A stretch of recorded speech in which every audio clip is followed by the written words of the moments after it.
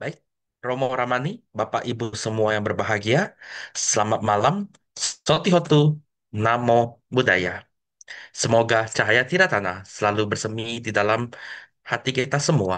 Semoga dengan kekuatan Buddha, Dhamma, dan Sangha mengkondisikan pikiran dan kesadaran kita penuh dengan metta, karuna, mudita, dan UPK. Baik, Romo Ramani, Bapak Ibu semua berjumpa lagi di Dhamma Meta Jember ya pada hari ini 11 September tahun 2025 dengan tema Umat Buddha menurut Brahma Wihara yang akan dibawakan oleh Yang Mulia Bante Citaguto Mahatera. Pada hari ini Dalam Masa Kaca Online ya sebagai tambahan bahwa kita live di Zoom dan di YouTube Dhamma Meta Jember dan Dhamma Televisi. Ya, oleh karena itu saya akan menyapa Bante Citaguto Mahatera terlebih dahulu sebelumnya. Selamat malam Bante, Namo Buddhaya. Selamat malam ya, baik, terima kasih. Ya, sehat ya Bante ya. Sehat, terima kasih ya, ya. Ya, ya, baik.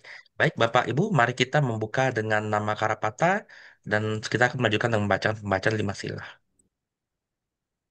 Nama Karapata. Arahang Samma Sambut. Oh, Bhagawa.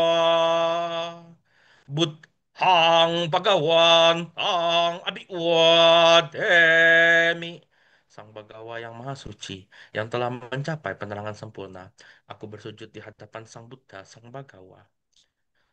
Swakatu Bhagavata Dhammo Dhammang Namasami.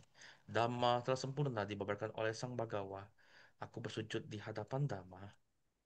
Supatipanno Bhagavato Sawaka Sangho Sanghang Namami. Sangha siswa Sang Bagawa telah bertindak sempurna. Aku bersujud di hadapan Sangha. Ya, baik.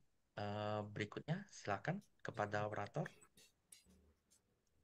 Pembacaan Kitab Suci Dhammapada Arahantawaga Bab 7 Syair 96. Santang tas samanang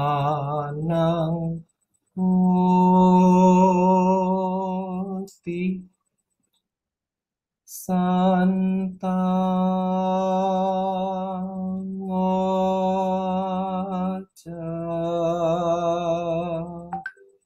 jakam maca samadan nyawimut tassa upasantas satadino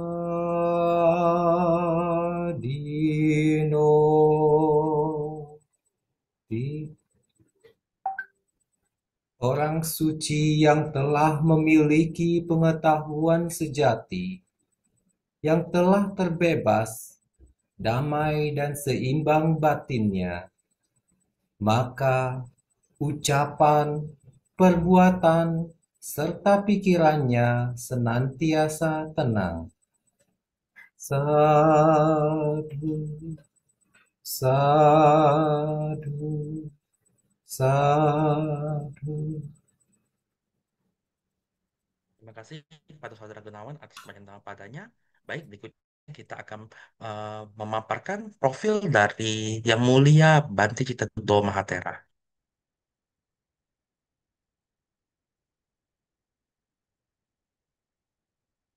Ya, berikut adalah profil narasumber. Beliau bernama Biku Citaguto Mahatera dengan penabisan Biku Upasampada Citaguto. Tempat penabisan Wihara Jakarta Nama Cakajaya, Jakarta Utara. Di tanggal penabisan 29 Maret 1997 dengan nama Upajaya Biku Sukemo Mahatera dan nama Kamawacarya Biku Panyawaro Mahatera dan nama Anusanawana Carya Biku Subalaratano Mahatera, dan pendidikan beliau ada di B.A. Hons Buddhist Social Philosophy and Cultural Study The Buddhist and Pali University of Sri Lanka di tahun 1997. Dengan email beliau di cittaguta@yahoo.com. Beliau adalah Wakil Ketua Umum atau Ketua Bidang Urusan Luar Negara Sangga Theravada Indonesia. Oleh karena itu, kita akan langsung menyambut Bante Citagutu Mahatera, ya. Bante, selamat malam Bante. Silakan Bante. Ya, selamat malam. Gimana kabarnya semuanya? Ya, sehat Bante. Bante juga sehat selalu Bante Hmm, ya. Ya, terima kasih. Ya, baik, terima kasih. Jadi, pada malam hari ini, tema yang akan dibahas adalah umat Buddha menurut Brahma Vihara. Kenapa judul ini bisa saya eh, eh, usulkan dan sampaikan? Karena ya memang mau membahas tentang keberadaan umat Buddha sendiri pada umumnya bagaimana. Jadi ada tiga hal yang ingin saya sampaikan, saya jelaskan di sini. Pertama, eh, pada umumnya sifat manusia secara umum seperti apa. Yang kedua, mengenai isi dari Brahmawihara. Dan yang ketiga, bagaimana semestinya kita sebagai manusia, seharusnya bagaimana sebagaimana Buddha di kehidupan bermasyarakat, tengah-tengah kehidupan sehari-hari. Jadi kalau lihat pada umumnya manusia dalam kehidupan sehari-hari, kalau lihat sekarang ya kenyataannya sejati di masyarakat aneka ragam, warna-warni, variatif atau banyak macam sifat, sikap, kebiasaan manusia pada umumnya. Ada yang ya ramah sama, yang baik sekali, sopan, ya, ya bisa membantu, bisa menolong, bisa peduli, bisa punya perhatian, punya punya cita kasih yang eh, baik dan yang sangat eh, berpengaruh kepada pihak lain dan sebagainya. Tapi ada yang sebaliknya, tipe manusia yang ya boleh katakan kurang baik atau tidak baik. Jadi ya ya kasar, ya eh, apa eh, tidak menguntungkan berbagai pihak lain atau merugikan, tidak menyenangkan, eh, atau apa pokoknya tidak tidak baik itu dimiliki oleh ya pihak-pihak tertentu, manusia tertentu, orang tertentu, atau umat Buddha tertentu. Masih ada seperti itu. Nah, tapi bagaimana ya namanya hidup sebagai manusia, hidup bermasyarakat, hidup eh, berasosiasi, berinteraksi dengan berbagai pihak lain, ya tentu memang tergantung pada diri masing-masing yang bersangkutan sendiri. Ya, nah, tapi ya kalau kita lihat menurut konsep Dhamma yang ada dalam Brahma Vihara, manusia seharusnya semestinya secara tekstual, secara isi dari Brahma Vihara itu, ya harus memiliki metta, memiliki cinta kasih, ya harus memiliki cinta kasih yang kuat, yang nonjol, yang berpengaruh untuk berbagai pihak eh, luar, pihak-pihak lain, termasuk tentu yang utama pertama ke diri sendiri, ya itu harus memiliki metta atau cinta kasih. Ya, bagi orang yang memiliki cinta kasih, ya tentu semestinya sudah harus tumbuh berkembang juga karuna atau welas asih, ya belas kasihan itu harusnya bisa tumbuh berkembang juga karena eh, yang bersangkutan sudah memiliki metta atau cinta kasih. Jadi harus punya juga seharusnya tumbuh berkembang juga karuna atau welas asih, belas kasihan. Ya, seperti itu mestinya menurut konsep Brahma Vihara itu. Begitu juga ya mudita atau simpatisan misalnya kalau bahasa sehari-hari. atau menghargai, menghormati orang yang sukses, ya, itu.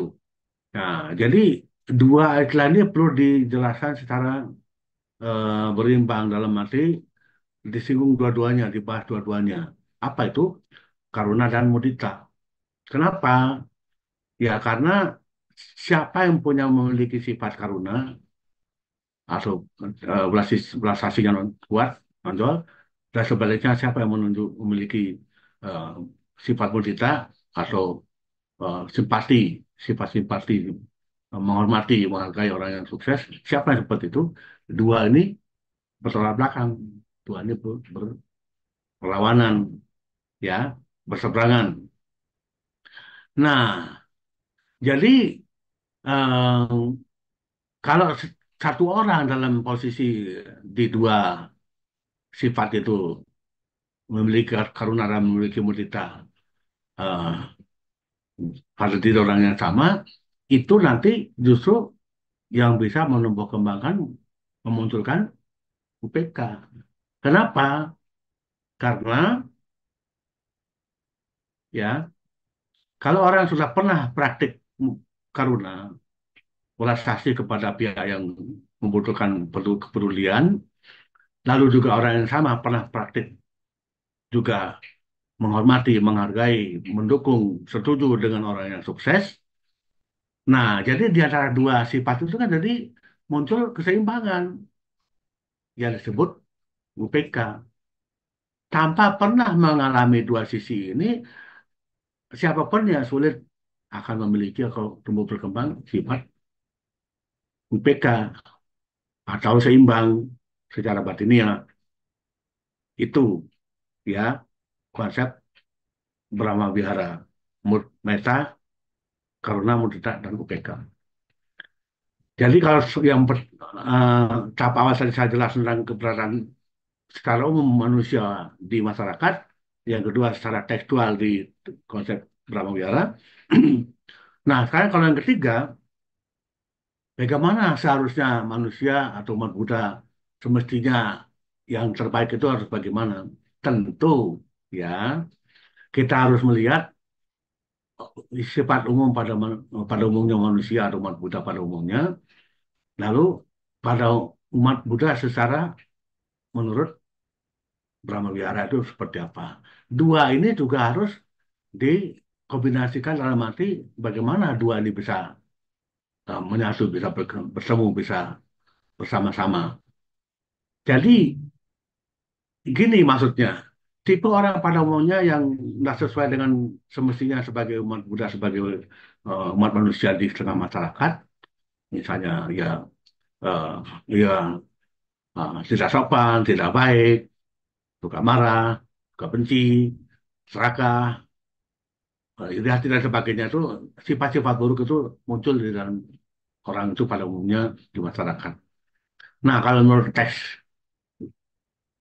Brahma Vihara kan sebaliknya mesti punya cinta kasih atau meta, memiliki ulas asih, karuna, juga memiliki eh, apa rasa simpati atau mudita dan juga harus berkembang sifat keseimbangan batin IPK.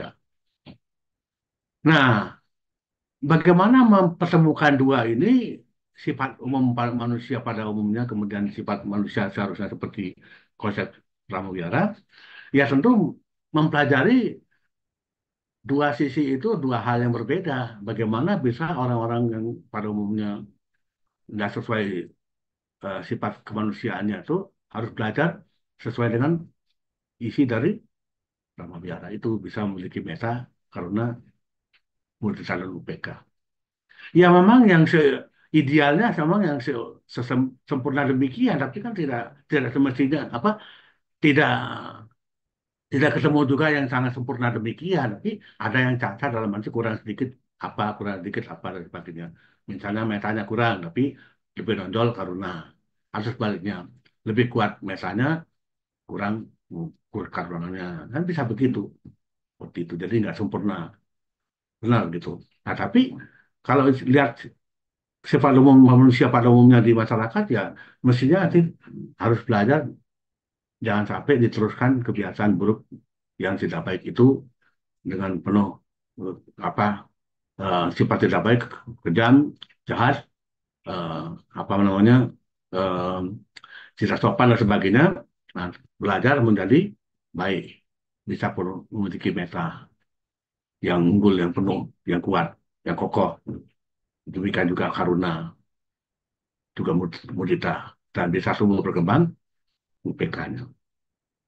Memang tidak mudah bagaimana menumbuh kembangkan UPK. Saya pernah membahas bisa dibikin sebuah bagan bagaimana empat ini menjadi sebuah bagan, yaitu apa karuna, apa meta, karuna, mudita, dan UPK.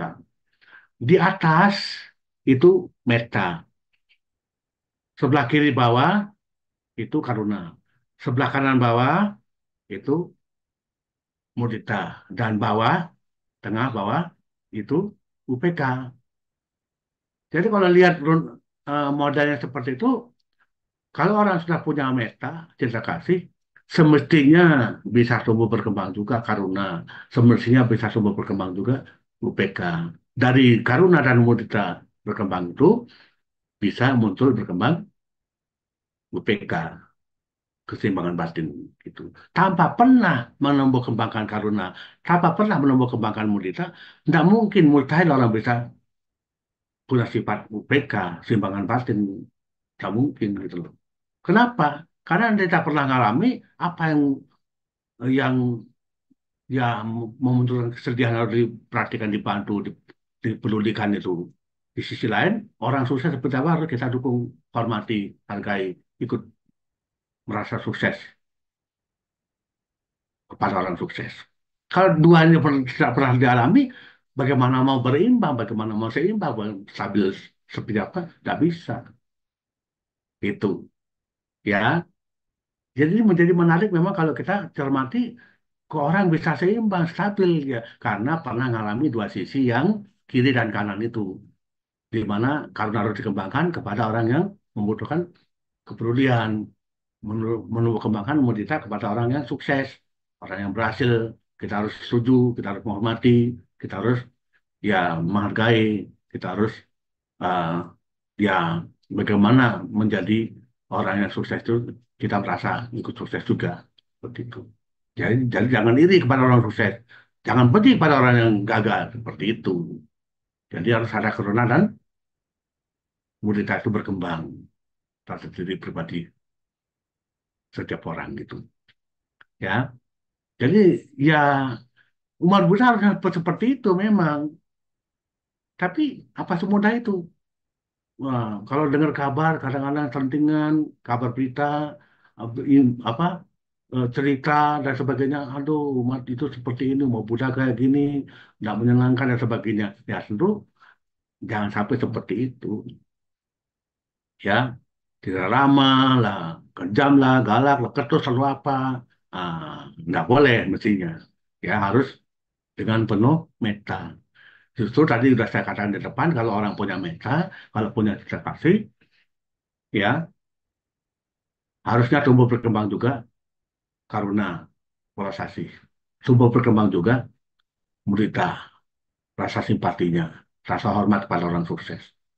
Dari dua sisi itu, karuna berkembang, mudita berkembang, mestinya tumbuh berkembang juga UPK. Keseimbangan batin itu tumbuh berkembang juga UPK, seperti itu. Ya, nah, ya memang tidak semudah itu, tapi ya mestinya seperti itu memang. Seharusnya seperti itu secara prinsip isi dari Brahma Wihara. Ya, ya. Jadi bagaimana caranya bisa seperti apa ya? Memang itu kita perlu belajar, kita perlu menyelami, memahami konsep Brahma Wihara ini. Ya, ya. Coba diperhatikan. Pernah tidak kita eh, memahami, mengerti? Apakah kita pernah merenung? Apakah saya punya meta? Apakah saya punya cita kasih atau tidak? Ya, kalau tidak punya cinta kasih, ya sulit untuk berkembang munculnya yang namanya karuna, polarisasi itu nggak mungkin, sulit. Karena nggak ada dasarnya yaitu meta, cinta kasih. Tapi kalau orang bisa berkembang, polarisasinya, karenanya berarti itu orang yang bersangkutan memiliki meta, memiliki cinta kasih yang kuat, kokoh.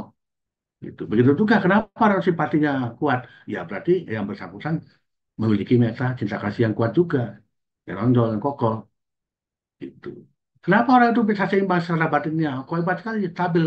Oh, karena dia punya mengembangkan ya karuna dan mudita yang berasal berangkat bermula dari meta, cinta kasih. Itu ya. Jadi yang bagaimanapun juga hal-hal demikian tidak bisa disepelekan, tidak bisa diremehkan. Ya, kadang-kadang stabil seimbang, kadang-kadang kita menilai lain, orang ini bengong, orang ini aneh, orang ini sendiri saja dan sebagainya, macam-macam penilaian yang tidak karuan-karuan karena berdasarkan pemikiran pribadinya yang belum tentu sesuai, belum tentu benar. Nah heran lah itu terjadi, tapi tidak ngerti yang sesungguhnya yang sebenarnya, ya seperti itu, ya.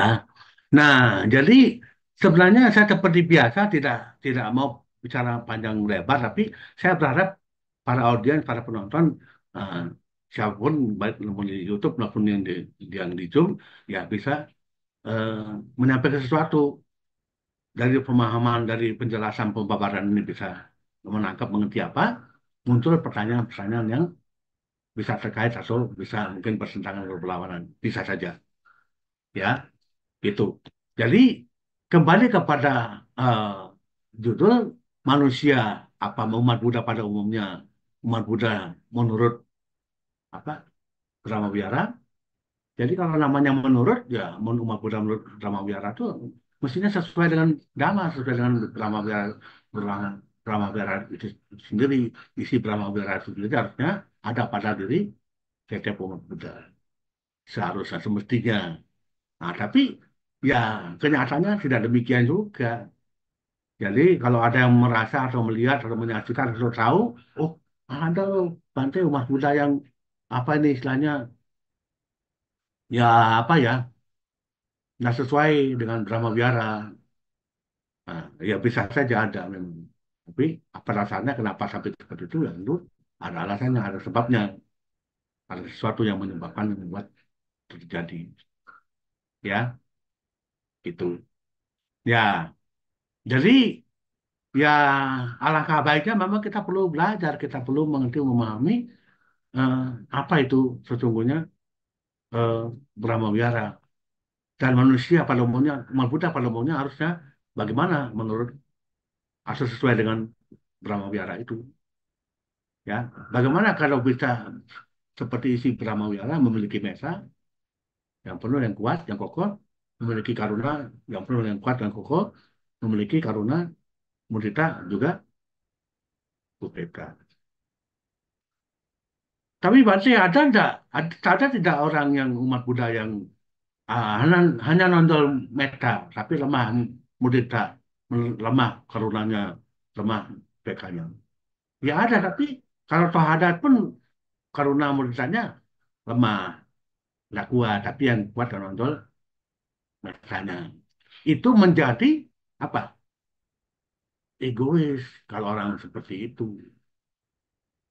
Ya, tapi kalau yang nonjol karunanya, metanya lemah kuat atau kurang kuat, nah sebaliknya itu menjadi bahasa Inggrisnya disebut altruis, peduli sama orang lain tapi kurang pada dirinya sendiri. Jadi nggak kuat metanya, lemah. Nah, tapi yang kuat malah karunia. Bisa nggak seperti itu? Ya, memang rancu. Masa bisa? Mana bisa? Apakah bisa? Karena nonjol tanpa kekuatan meta. Memang rancu. Ya, tapi namanya juga ada tapi lemah, ada tapi lemah, ada metanya tapi kurang, yang nonjol karunanya. Nah, tapi yang jelasnya tadi yang nonjol ke metanya lemah karunanya itu. Ya, seperti apa bagaimana muditanya ya dengan sendirinya eh, memperhatikan seperti penjelasan tentang meta dan karuna ya seperti itu juga. Oh, Orang yang mentalnya kuat, lemah mudikanya. Atau sebaliknya, orang yang mudikanya kuat, mentalnya kurang. Tapi sama-sama kuat semua, itu yang bisa sesuai. Nah, maka di depan sudah saya katakan, orang punya mental kuat, harusnya tumbuh berkembang juga karuna. Kalau orang yang punya mental kuat, harusnya tumbuh berkembang juga mudita. Nah, begitu tumbuh berkembang karuna dan mudita, seharusnya juga menumbuh kembangkan UPK. Gitu. Ya, jadi kalau yang nonjol kuat, kokoh metanya, mestinya tiga-tiganya yang lain itu karena mudita dan UPK juga tumbuh berkembang. Gitu. Ya, tapi tadi saya sebut nonjol ya memang ada satu nonjol itu ada tapi ya kalau yang seimbang tapi yang kuat kokoh semuanya ya itu kan seidealnya yang ideal memang yang seharusnya tapi ya tidak semudah itu ya ya jadi ini yang perlu saya eh, sampaikan jadi bagaimana kita bisa mengerti memahami hal demikian ya apa yang bisa kita eh, petik apa yang bisa kita menjadi sumber inspirasi kita tentang hal ini, ya kita harus mempelajari sebaik-baik mungkin memang dalam kehidupan kita sehari dalam bentuk praktiknya. Jadi dalam bentuk praktiknya, apa yang kita bahas dalam hal ini seperti Brahma Wihara ya, sifat sebagai manusia, ya praktiknya bagaimana, interaksinya bagaimana, kenyataannya bagaimana, ya terapannya bagaimana, itu kembali tergantung ke diri kita sendiri masing-masing. Itu ya. Nah, jadi,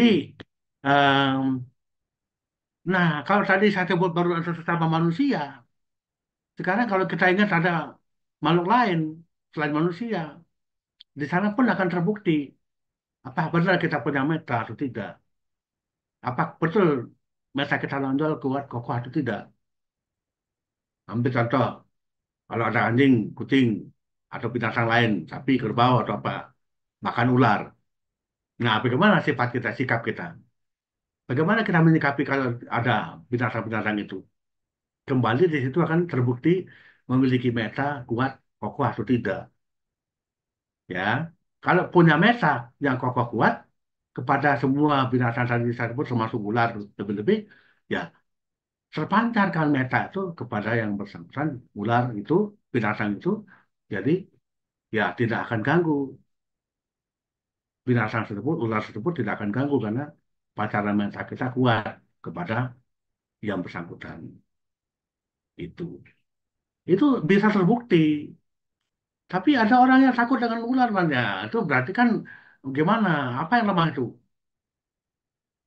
Ya, sebenarnya metanya juga lemah. Kalau orang mudah ketakutan, ya, lemah kalau metanya itu jadi tidak kuat, jadi ya tidak kokoh begitu, jadi ya mudah rapuh, ya, gitu. Nah, jadi bagaimana kita menguatkan ya memang harus belajar dari praktik pengalaman nyata sehari-hari bagaimana baiknya bisa memancarkan meta yang kuat kepada semua makhluk. Ya, kita sering baca itu. Sampai sasa bawang suruh kita tak. Semoga semua makhluk berbahagia. Namanya semua makhluk berbahagia doa. Dan eh, teks itu ya, itu tanpa kecuali, tidak ada perkecualian. Semuanya harus bahagia. Kita berharap semuanya bahagia tanpa kecuali. Ya, nah, tapi bisa mengucapkan itu, tapi ketakutan. Nah, berarti kan memang tidak seimbang, tidak stabil. Berarti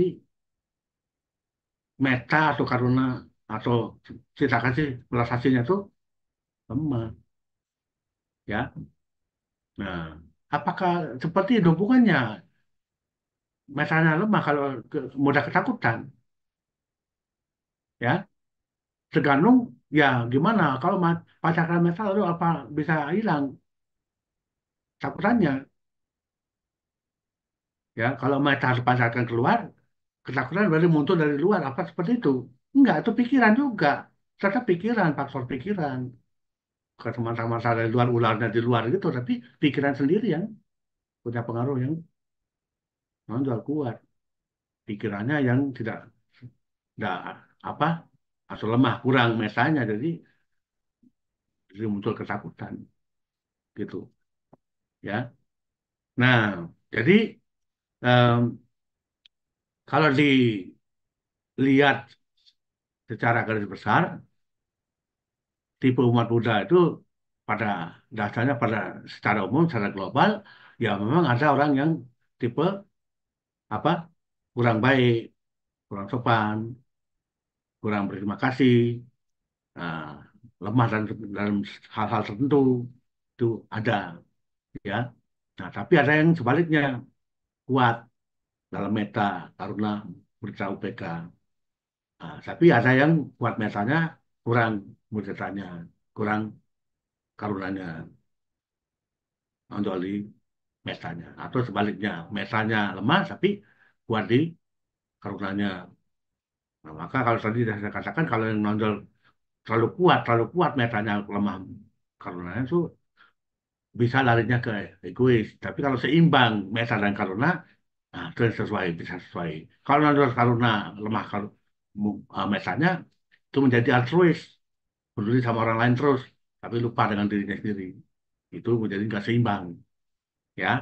Itu. Itu juga kalau metanya lemah, muditanya kuat, wah, apa simpatinya pada orang lain kuat. Tetapi ya kepentingan dirinya sendiri seolah-olah terabaikan, jadi lupa. Itu metanya kurang. Tapi kalau metanya kuat, muditanya kuat juga memang itu harusnya seimbang untuk keseimbangan UPK.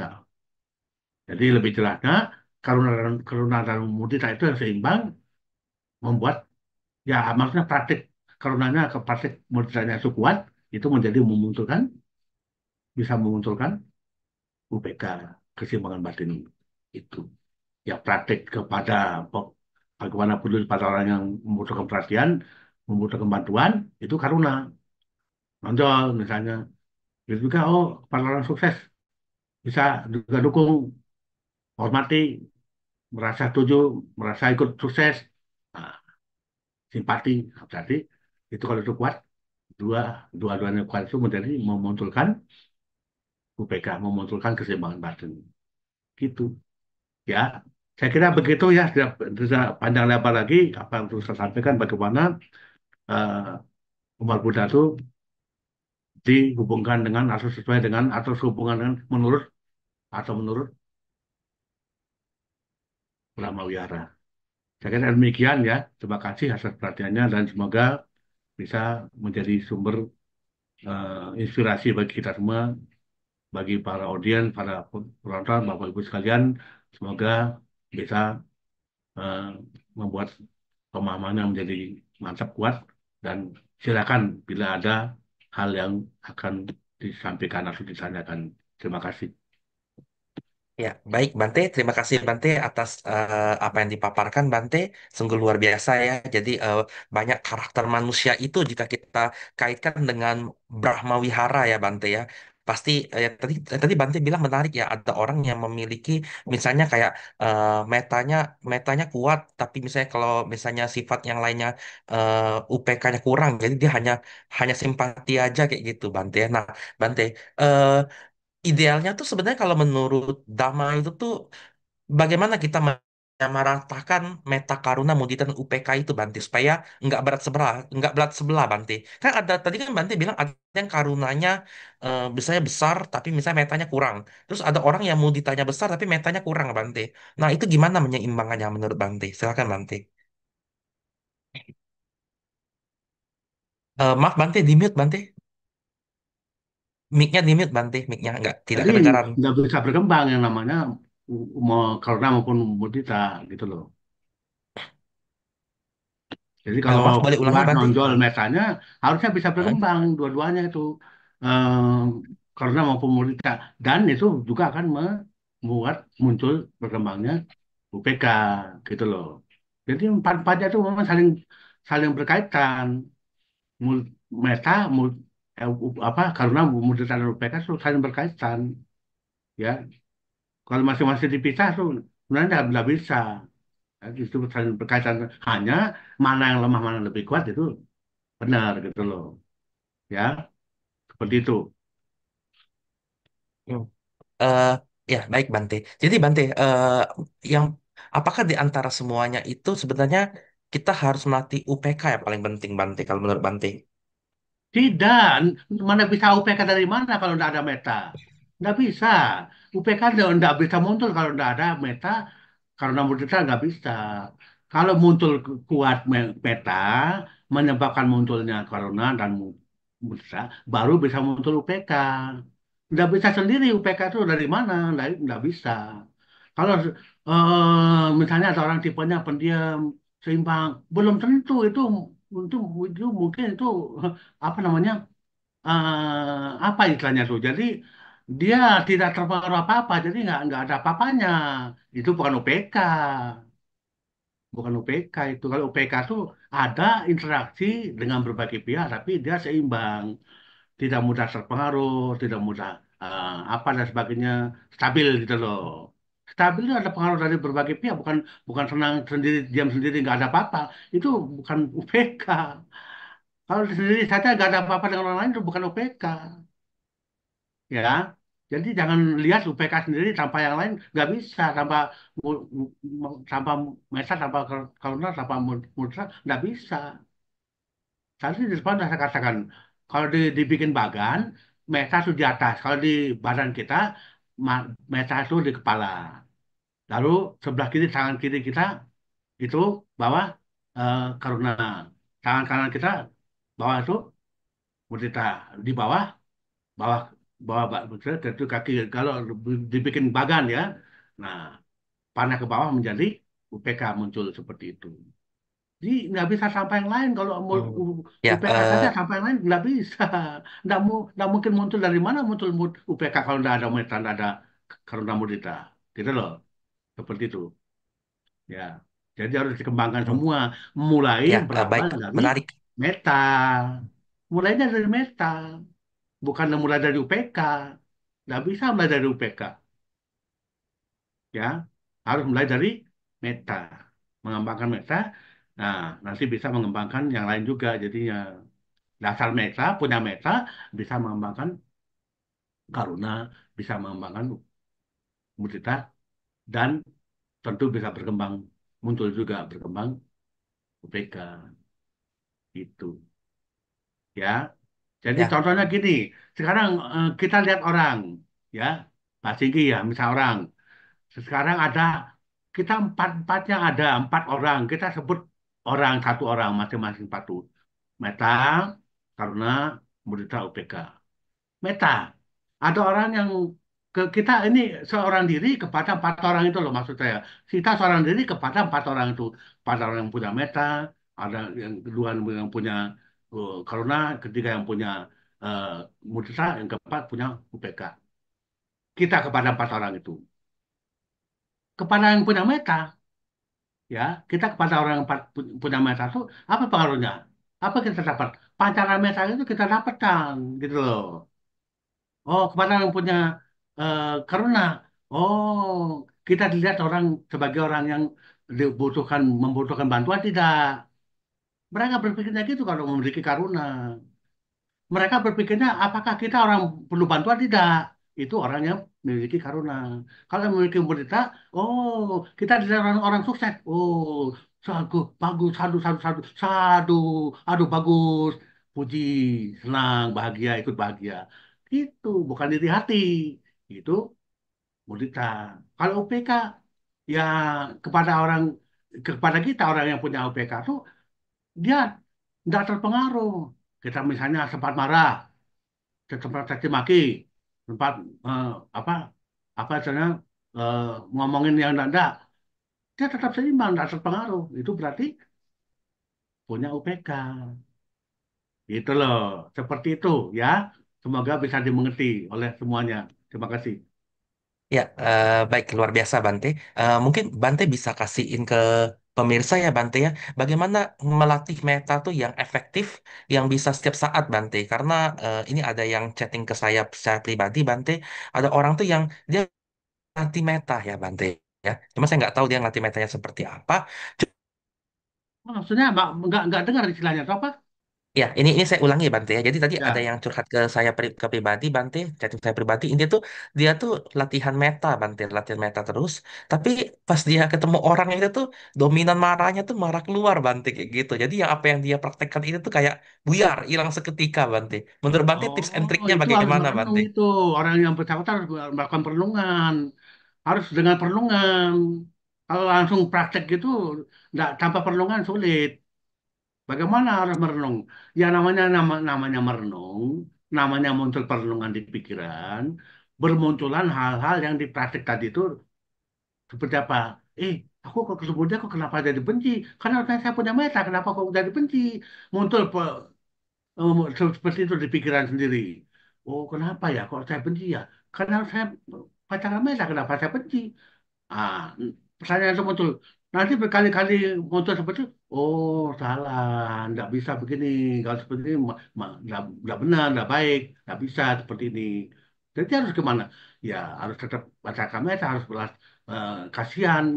Harus belas kasihan, harus pacaran cinta kasih kepada yang bersangkutan. Nggak boleh benci, nggak boleh marah. Oh gitu ya. Namanya merenung diskusi sendiri seperti orang lain bertanya padahal diri sendiri saja tidak ada orang lain.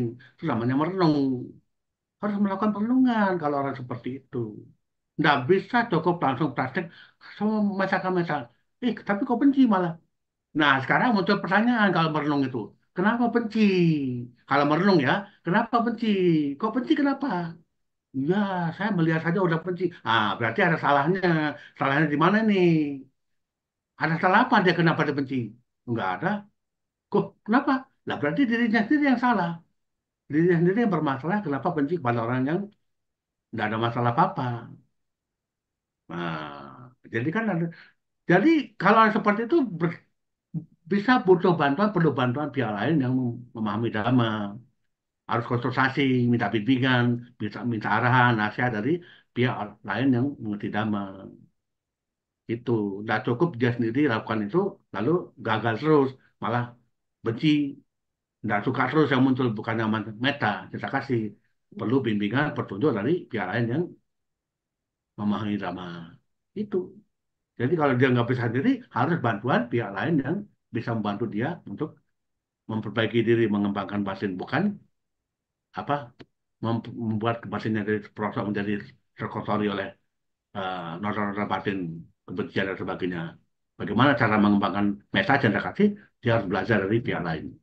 Seperti itu ya. Terima kasih. Ya, baik Bante. Terima kasih Bante. Ini ada pertanyaan lanjutan Bante. Secara Silakan. pribadi.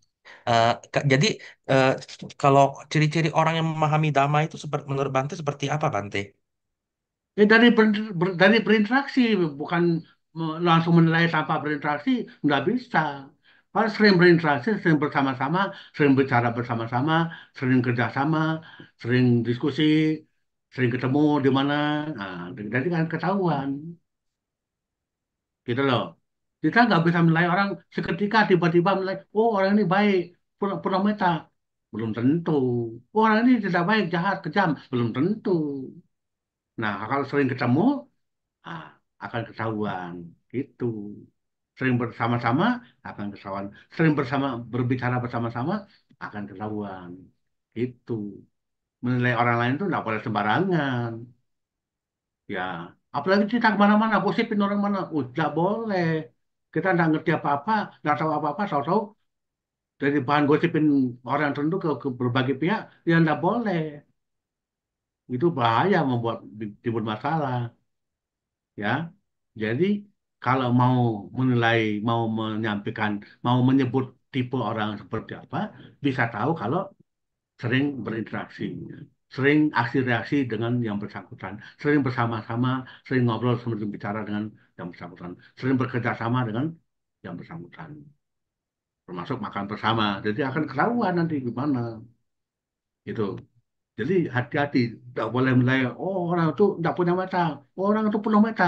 Oh, kita tidak boleh asal-asalan begitu, mesti kan dengan jelas mengerti memahami sebagaimana adanya itu seperti apa. Ya, gitu. Kira gitu Ya, ya, terima kasih. eh, mungkin itu Bante. Tapi kalau misalnya boleh tambahan Bante, mungkin mungkin boleh dijelasin ke pemirsa Bante, ciri-ciri teman yang sebenarnya lebih baik kita deketin dan ciri-ciri teman yang kita hindarin seperti apa Bante? Karena pasti kan pergaulan anak muda ini kan juga em, yang benar menurut saya menurut benar menurut si A atau si B Bante. Mungkin Bante boleh kasih tips Bante. Nah, itu tadi udah saya katakan, kalau kita yang mau ciri-cirinya kan belum tahu kan jadi salah kaprah. Jadi akan kita tahu ciri-cirinya kalau kita sudah sering bersama-sama. Misalnya kalau sudah sering bersama-sama, kita akan tahu, oh ciri-ciri orang yang baik itu, orang yang penuh meta itu, penuh cinta kasih itu, dia peduli dengan kita, perhatian dengan kita, mencari kita, membantu kita, ya. Apalagi di saat butuh bantuan. Nah, saat seperti apapun, dia cari kita. Itu berarti kan dia punya meta, kita kasih. Tapi kalau cuek-cuekin kita, nggak punya meta berarti yang bersangkutan, gitu loh. Kalau dia nggak peduli dengan kita, berarti nggak punya meta. Apalagi sampai sasa, bang terus kita ada. Semoga semua berbahagia. Kecuali si A, aduh udah beres dah. Itu bukan umur Buddha kalau saya bilang, ya. Jadi kalau punya meta itu namanya sampai sasa, bang terus kita ada, nggak ada kecuali. Tapi kalau kita dicuekin, aduh itu udah bener itu, salah kaprah orang itu, ya. Gitu loh. Kalau ada yang cuekin kita itu berarti nggak punya meta yang bersangkutan. Nanti kalau dia punya alasan, ini dia nggak baik sih. Lu nggak baik bagaimana? Kau tahu tidak baik. Gitu loh. Kalau betul-betul tidak baik, ketahuan tidak baik, oke lah kita cuekin. Bener. Jangan berdekat dengan orang yang tidak baik. Itu betul. Ya. Tapi bagaimana kita tahu orang itu tidak baik? Nggak boleh sembarangan menilai orang lain tidak baik. Termasuk kita nggak boleh sembarangan juga menilai orang lain baik. Kalau nggak tahu persis, nggak tahu sebenarnya, kita nggak boleh asal menilai. Gitu loh. Ya. Jadi Ya, misalnya oke. kalau kita punya Hmm. teman, lalu berinteraksi, lalu dengan orang lain, jangan dengan dia, dengan sama dia, nggak baik dia, jangan. Nggak boleh begitu. Kalau seperti itu sama dengan bikin masalah, mengadu domba namanya. Ya. Misalnya kita punya teman, lalu ada orang lain berkata, berarti jangan dengan dia itu, jangan. Lah, padahal itu teman saya. Dia bilang gitu. Berarti dia mau coba saya dengan teman saya. Lah, jangan sampai kena adu domba. Hati-hati, jangan kena adu domba. Jangan sampai diadu domba. Ya, itu loh. Ini penting. Jadi kalau kita kena adu domba dengan saudara, dengan teman kita sendiri, kita diadu domba, jangan. Ya hati-hati orang, jangan mau sama dia, Bante. Dia nggak baik. Waduh, hati-hati, hati-hati. Kita nggak punya masalah dengan yang bersangkutan sebagai teman, malah dia adu domba sama, malah kita dicuek atau malah musuhin, atau kita berkata, kamu nggak baik ya? Padahal kita nggak tahu orang lain yang bicara gitu. Berbahaya, ya. Itu ya, terima kasih. Ya, oke, baik Bante. Ini ada yang tanya dari via WA ya Bante ya. Jadi, bagaimana sih kalau misalnya kita mengatasi emosi tanpa menimbulkan masalah baru? Nah, ini terutama nih dalam bisnis atau di bagian pekerjaan Bante. Kalau menurut Bante seperti apa Bante? Silakan Bante. Saya kira sama dengan tadi saya sudah jawab. Merenung itu jawabannya. Kalau tipe seperti itu, pertanyaan seperti itu, jawabannya sama. Harus melakukan perenungan. Merenung sebagai cara untuk menemukan solusinya. Cara menemukan jalan keluarnya. Cara menemukan harus bagaimana menghadapi, menyikapi emosi dan sebagainya. Kalau tidak pernah merenung, tidak bisa. Ya. Jadi merenung itu begini, kalau tentang emosi, marah misalnya. Pernah marah. Kita jangan langsung jadikan perlungan tuh yang pernah marah itu. Ih, kemarin tuh saya marah itu, aduh kenapa ya? Kenapa saya marah ya? Kok saya marah besar pada dia? Kenapa ya? Namanya perenungan, pertanyaan seperti itu muncul di pikiran kita sendiri. Bukan orang lain yang tanya, diri kita sendiri yang bertanya. Loh, kenapa ya kalau saya benci? Marahi dia, kenapa ya? Nah, sering muncul pertanyaan itu nanti akan muncul jawaban. Oh iya, enggak, enggak fokus sih, atau sedang capek, atau sedang enggak benar dalam posisi enggak bisa diganggu. Marah. Tapi Bisa terjadi begitu. Oh, kalau gitu saya harus hindari, jangan sampai seperti ini lagi. Saya harus kendalikan. Kalau sedang tidak baik dan mendapat diganggu, ya harus menyingkir, harus apa dan sebagainya. Kendalikan diri, jaga diri, seperti itu. Jadi tanpa perenungan nggak bisa terjawab pertanyaan itu. Harus bagaimana mengendalikan emosi? Caranya dengan melakukan perenungan, merenung, merenungkan tentang emosi itu. Kemudian setelah perenungan terjadi lagi apa? Bisa ternyata terkendali, bisa jaga emosinya, nggak sampai marah. Dua pengalaman sudah ada. Terdahulu marah-marah, kedua bisa kendalikan diri, tidak marah, nggak sampai marah. Berarti dua pengalaman itu menjadi bagian dari pengalaman yang sangat penting untuk dijadikan pedoman ke depannya. Jangan sampai terulang lagi yang pertama, jangan sampai marah-marah lagi. Bagaimana bisa seperti yang kedua, tidak marah? Nah, gitu. Perenungan itu semua, ya. Kalau bisa merenungkan, nah, bisa sukses. Jadi jangan sampai berpikir orang pernah marah kita malah dari benci nggak suka, bahaya. Kenapa kita mengendalikan apa memelihara kebencian? Salah sendiri. Orang pernah marah, jangan dulu kita malah nggak suka, jadi benci. Salah sendiri. Dulu marah, sekarang udah nggak marah, masa sama? Nggak sama dong, ya. Tapi ada orang berkesimpulan, sekali marah akan marah terus. Ya, bodoh orang itu. Kalau begitu berpikirnya, salah. Itu sama dengan bikin masalah sendiri. Sama dengan memukul dirinya sendiri. Sama dengan menyiksa dirinya sendiri.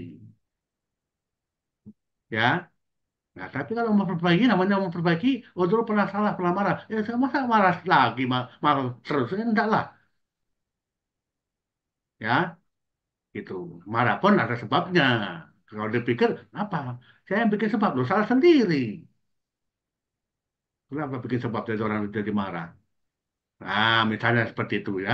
Namanya merenung, semua itu muncul dalam pikiran kita berbagai macam bentuk bersifat pertanyaan-pertanyaan dan nanti akan terjawab pula dari pikiran kita sendiri. Itu namanya merenung.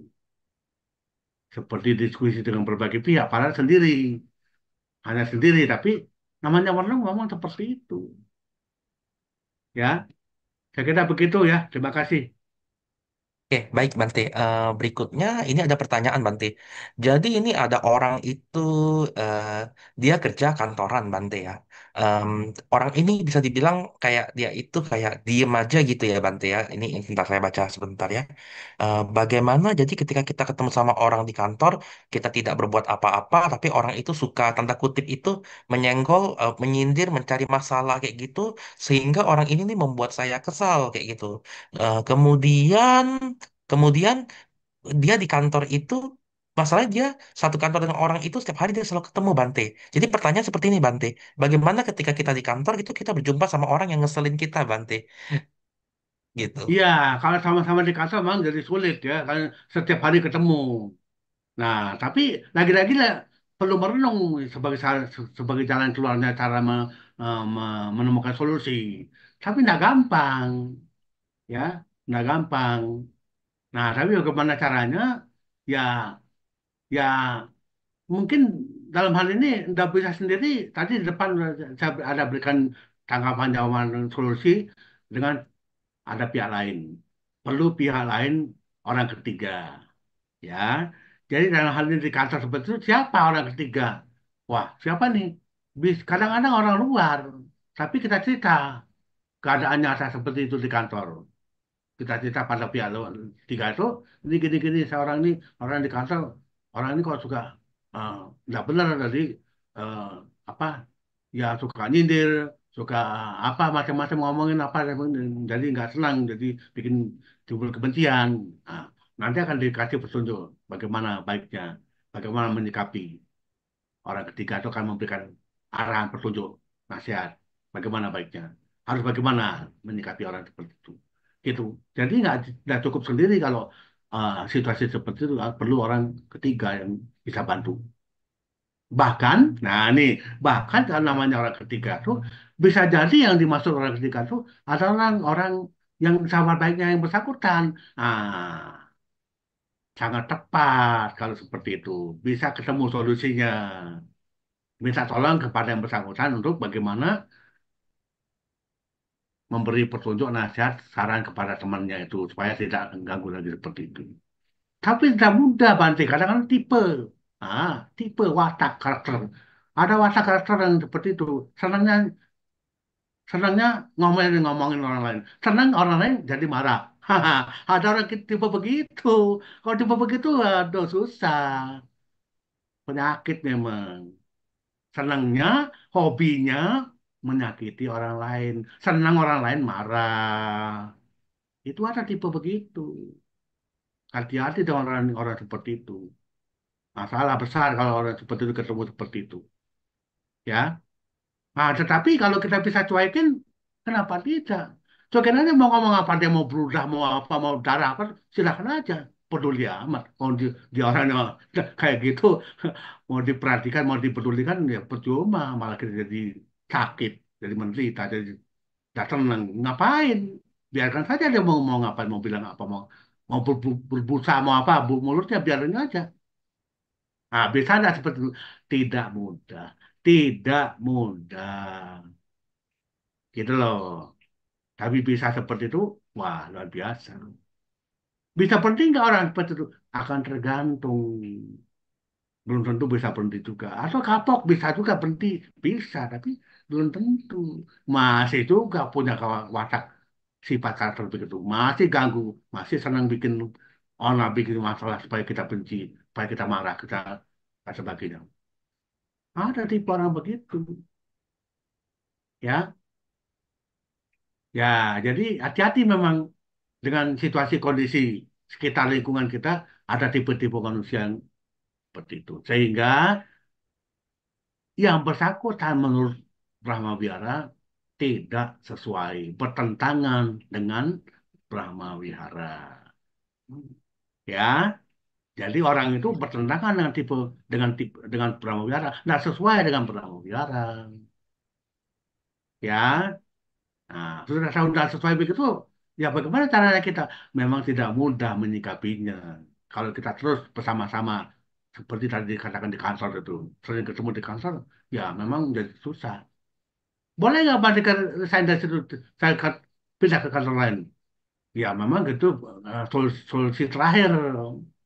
Kalau nggak bisa ketemu cara-cara yang apa gimana, ya jadinya solusi terakhir ya cara terakhirnya pindah. Tapi cara pindahnya pun harus dapat lampu hijau, dapat tempat kerja lain di mana, baru resign dari situ, baru keluar dari situ. Jangan dibalik, keluar dulu baru cari, itu salah. Itu tidak bisa salah. Mau makan dari mana kalau seperti itu? Ya, seperti itu. Ya, terima kasih. Ya, baik Bante. Ini eh, bagaimana Bante supaya kita selalu sadar setiap saat Bante? Ya merenung tadi itu jawabannya. Solusinya harus merenung. Kalau tidak pernah merenung, nggak bisa sadar. Ya, yang membuat kita sadar merenung atau terus mengarah tapi melakukan bawana meditasi, ya, lebih lebih pasti itu. Ya, merenung juga bagian dari meditasi, tapi meditasi yang seperti mengembangkan meta cinta kasih juga perlu, ya, seperti itu. Kalau bisa mengembangkan batin cinta kasih, ya mengembangkan batin, ya itu sangat penting, ya, gitu. Jadi merenung atau mengembangkan batin, mengembangkan cinta kasih dengan bawana meditasi seperti itu. Saya kira begitu ya. Ya, oke, baik Bante. Dan kemudian Bante, ini ada yang bertanya lagi nih. Em, jadi, jadi gini Bante, mengapa mengapa sangat sulit mengaplikasikan Brahma Wihara dalam hidup sehari-hari Bante? Ada yang ngerasa sulit gitu Bante? Ya, kalau nonjol kuat meta kita, cita kasih kita tidak apa-apa. Tapi sulitnya itu tadi kita kurang kuat meta kita, cita kasih kita. Jadi pengaruh berbagai karakter dan sifat lain itu, orang lain itu jadi bermasalah. Itu yang jadi sulit gitu loh. Nanti tidak. Jadi kalau kita punya meta cita kasih kuat nonjol, tidak apa-apa. Tapi kalau yang kurang lemah, Hmm. Nah, bahayanya orang lain juga memang sifatnya karakternya saya suka ini, suka macam-macam, suka aneh-aneh. Nah, jadi susah berat jadinya. Itu masalahnya. Kehidupan berinteraksi, kehidupan bermasyarakat, kehidupan bersosialisasi seperti itu memang. Ya, kalau kita lupa memperbaiki, mengembangkan cita kasih meta kita, memang masalah. Kalau berharap orang lain tidak masa kepada kita, tidak demikian. Berharap orang lain mencintai kita, tidak seperti itu. Tapi yang benar kita mencintai mereka. Kita memasakkan mata pada mereka.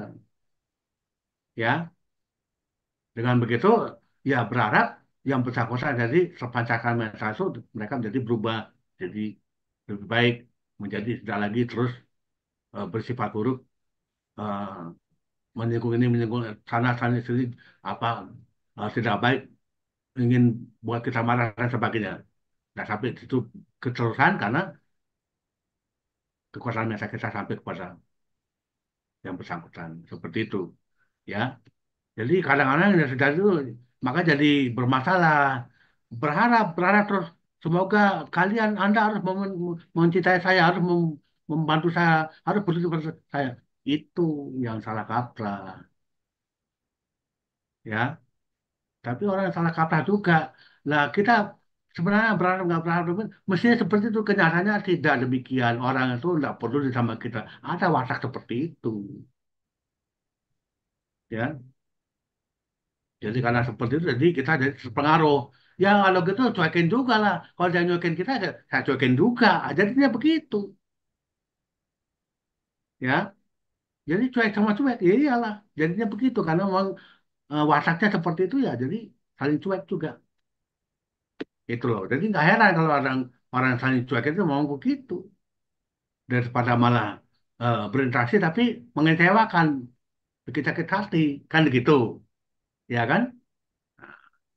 Seperti itu, ya. Wah, udah banyak pertanyaan itu muncul di itu ya. Kirim Iya, message ke, muncul di silakan chatnya kalau masih Bante. ada. Dan Silakan. ini ini Bante, ini yang mungkin ini terakhir Bante. Apakah dengan meditasi dapat langsung memiliki empat sifat Brahma Wihara? Atau apakah ada faktor atau indikasi lain yang harus dilakukan setiap sifatnya selain meditasi? Silakan Bante. Iya, meditasi apa faktor pendukung yang sangat kuat. Tapi tidak cukup dengan meditasi. Ya, meditasi itu faktor penguat, ya, penguat namanya memperkokoh itu dengan meditasi. Tapi tidak cukup. Apa yang lain? Ya, prakteknya itu peduli, perhatian, membantu, menolong. Itu. Tapi kalau malah tidak melakukan itu, malah cuek. Kalau perlu jangan sampai apa dan sebagainya. Nah, ini yang jadi masalah. Ya, bagaimana meta mau berkembang kalau seperti itu? Ya, jadi tetap di lapangan, di masyarakat, aksi reaksi, interaksi itu perlu. Tapi yang bisa menguatkan adalah bawana, meditasi, pengembangan batin. Itu, ya. Jadi misalnya kalau meta kita pancarkan, kita perhatian, peduli, berikan apa, bantuan apa dan sebagainya, ya perhatian seperti apa, nah, lalu aksi reaksinya bagaimana. Nah, di sana nanti akan berkembang yang namanya kekuatan meta itu dalam praktiknya, ya seperti itu. Jadi aksi reaksi, interaksi di antara sesama, di sana baru ketahuan meta itu ada atau tidak, terpancarkan atau tidak, berpengaruh kemana atau tidak meta itu, ya. Kosong atau tidak ada atau ada itu akan ketahuan saat berinteraksi, saat aksi reaksi terjadi. Itu, ya, seperti itu. Ya, jadi berbagai hal yang bisa dilakukan, terutama penguasannya dengan mengembangkan batin atau bawana tadi itu caranya menguatkan. Ya, jadi punya masa kekuatan aksi reaksi interaksi di masyarakat, lalu kuatkan, mantapkan, berkokoh dengan pengembangan batin meta kita kasih. Seperti itu. Saya kira begitu ya. Terima kasih. Cek cek ya, suara saya kedengaran Bante. Ya, ya, ya. Ya, sorry Bante, signalnya ada sedikit. Iya, tadi putus juga. Tadi kan ada putus suara tadi. Ya, ya, Ya, silakan. eh, mungkin Bante boleh boleh membuat sebuah kesimpulan Bante mengenai acara kita pada malam hari ini Bante. Umat Buddha menurut Brahma Wihara, kalau menurut Bante, silakan Bante. Ya, baik. Terima kasih.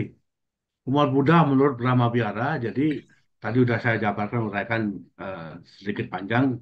Jadi ya umat Buddha itu pada umumnya memang eh, berbagai macam karakter sifat yang dimiliki masing-masing pribadi orang. Itu nyata, beda-beda ya.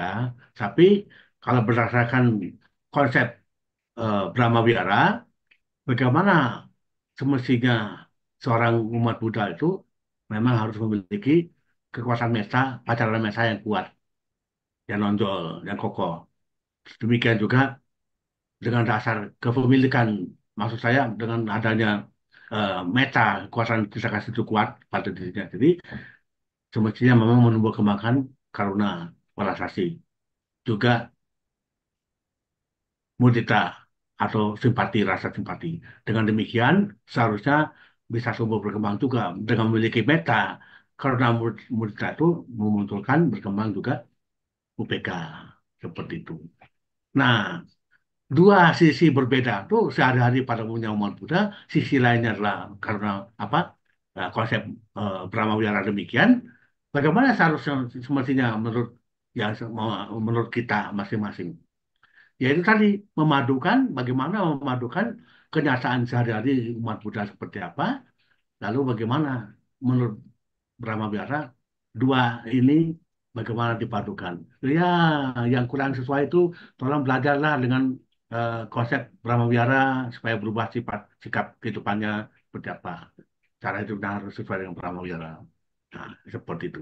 Sehingga dia akan ya bisa mengubah sikap sikap cara hidupnya sendiri nggak sampai lagi terus menerus nggak sesuai atau bisa benci marah dan sebagainya menjadi bisa punya eh, cinta kasih kasih sayang apa ini simpati dan keseimbangan batin seperti itu ya saya kira demikian semoga apa yang menjadi bagian dari penjabaran pada pasal ini bisa kita eh, jadikan sumber inspirasi untuk kita terapkan dalam kehidupan sehari-hari. Sabe sata bahwa seluruh kita semoga semua makhluk berbahagia. Sadu, sadu, sadu. Ya, baik, Bante Citaguto Mahatera, terima kasih atas pembaharannya pada malam hari ini. Semoga dapat mencerahkan dan memberikan inspirasi untuk kita semua. Ya, sekali lagi terima kasih Bante. Semoga semuanya dilancarkan dan semoga Bante sehat, bahagia selalu Bante. Anumodana Bante. Terima kasih Ya, ya, ya, ya. ya, Hmm. baik. Ya, berikutnya kita akan berikutnya Bante, silakan melakukan pelimpahan jasa Bante, dipimpin oleh Bante Citaguto Mahatera. Silakan Bante. Ya, baik. Terima kasih. Mari kita limpahkan jasa kepada para makhluk di sekitar kita. Semoga mereka dengan bahagianya kita bisa membawa dhamma pada sahabat ini. Mereka juga turut bahagia.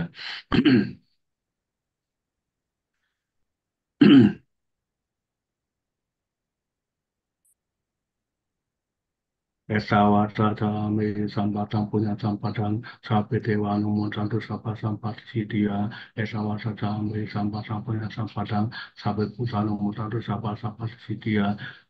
Esa wata tami sambatan punya sampatan sapi sasa numuntantu sapa sampat sidia.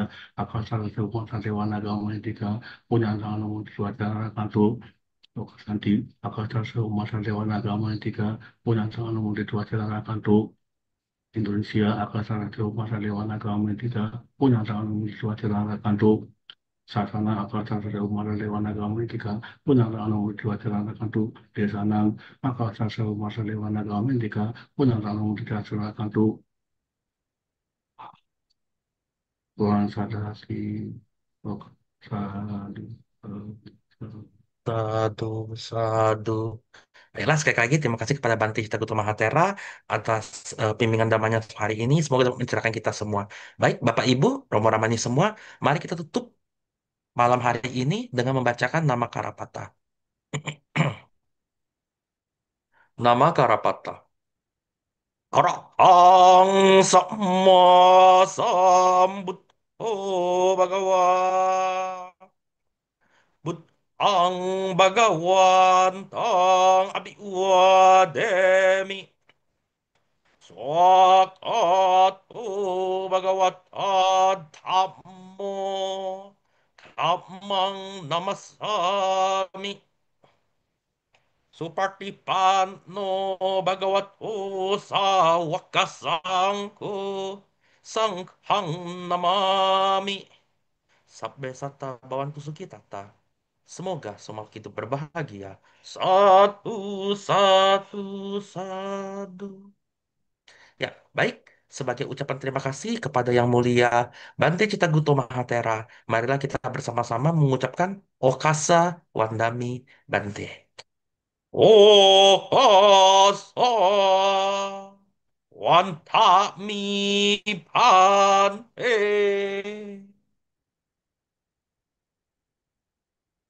Ya, sekali lagi terima kasih kepada Bante Citaguto Mahatera. Ya, semoga semuanya dilancarkan dan terima kasih kepada rekan-rekan sedama yang masih stay tune sampai hari ini. Kita akan jumpa lagi. Sampai jumpa di Dhamma Sekacang Online berikutnya.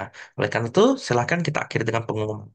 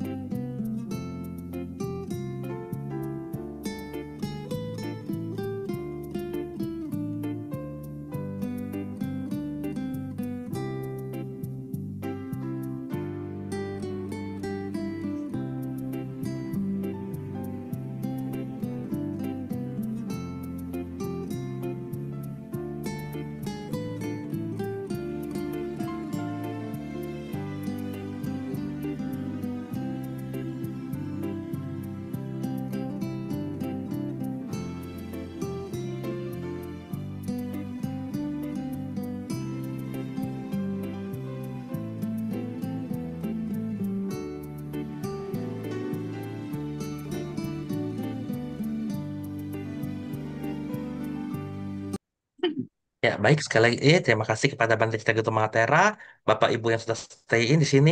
Ya, kita udah selesai, Bante. Ya, terima kasih, Bante, Terima kasih ya. pada Ya, waktunya, Bante. Ya, ya, semoga sehat apa, selalu ya, ya, Bante, ya. terima kasih ya. Yo. Ya, makasih, makasih ya. Terima kasih. Saya izin pamit, Bapak Ibu. Ya, Ya, Bante, baik. permisi, Bante. Ya, selamat malam.